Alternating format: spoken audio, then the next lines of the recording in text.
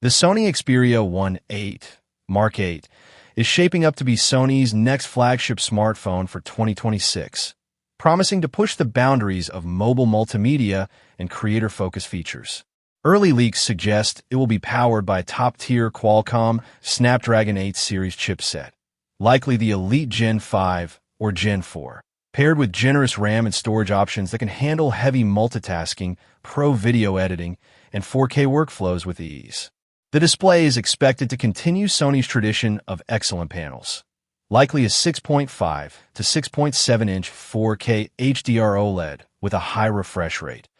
offering exceptional clarity and smooth visuals ideal for streaming and creative work. Photography is a major focus, with rumors pointing to an advanced triple-lens camera system that could even include a 200MP sensor upgrade alongside ultra-wide and telephoto lenses, leveraging Sony's Xperia technology and pro-level imaging tools for richer detail and dynamic range. Creative features such as advanced manual controls, cinematic video capture, and professional-grade autofocus will continue to set the Xperia apart for content creators. Additional attributes like a large battery with fast charging, premium build quality, high-fidelity audio with a headphone jack, and a refined Android experience make the Xperia